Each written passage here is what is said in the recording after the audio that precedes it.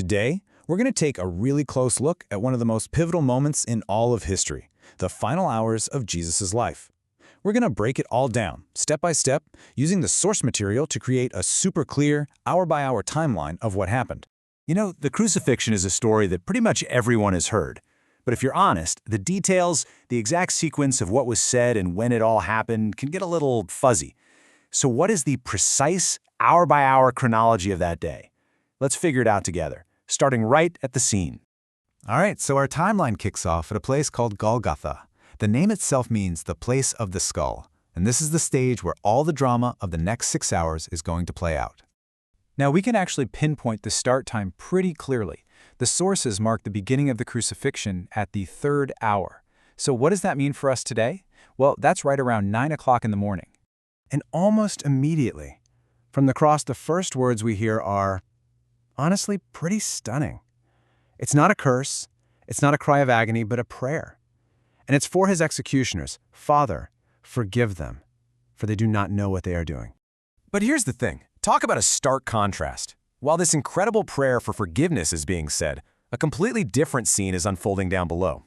You've got soldiers literally gambling for his clothes, the crowd is scoffing, the religious leaders are mocking him, and even the 2 robbers being crucified with him join in. And through it all, a sign is nailed above his head that reads, "The King of the Jews." So this incredibly intense atmosphere, it really sets the stage for the other key statements made from the cross, and each one of them reveals something totally different about what's happening. So remember those 2 robbers? Well, at first, the accounts say they were both in on the mocking, but then one of them has this total change of heart. He actually turns to the other guy and rebukes him, saying they deserve their punishment, but that Jesus is innocent. And in response to this robber's last-minute plea to be remembered, Jesus gives him this incredible, direct promise of salvation. It's the second major statement from the cross. Truly, I say to you, today you shall be with me in paradise. After that moment focused on the eternal, his attention seems to turn to something deeply, deeply personal. His mother, Mary, is right there in the crowd, and his next words are all about making sure she's taken care of. He looks at Mary, and then at one of his disciples, and he says to her, "Woman, behold, your son." And then he turns to the disciple and says, "Behold your mother." He's essentially creating a new family right there from the cross, making sure she won't be alone. Okay, so at this point in the story, the whole atmosphere just changes on a dime. Something supernatural is about to happen that affects everyone. At 12 noon, right at midday, a deep, unnatural darkness just falls over the entire land, and it lasts for 3 hours, until 3 p.m. It's inside this 3-hour window that the most intense final moments of the crucifixion really unfold. And right from the heart of this darkness, we hear this profound cry of anguish. It's a quote from the Psalms, my God, why have you forsaken me?" And you know, this one detail just shows how chaotic things were on the ground. The Aramaic word he used, Eloi, was apparently misheard by some people in the crowd. They thought he was calling out for the prophet Elijah to come and save him. They completely missed the meaning of his cry. So after that cry of deep spiritual agony, we get a statement of pure physical reality, a simple, very human declaration, I am thirsty. And in response, one of the soldiers lifts a sponge soaked in sour wine up to his lips. This brings us right to the climax of our timeline. We're talking a rapid-fire succession of final cries and these extraordinary events that happen at the very moment of death. So these last moments happen boom, boom, boom. First, there's a cry of victory, of completion. It is finished. That's followed almost instantly by a final cry of complete trust. Father, into your hands I commit my spirit.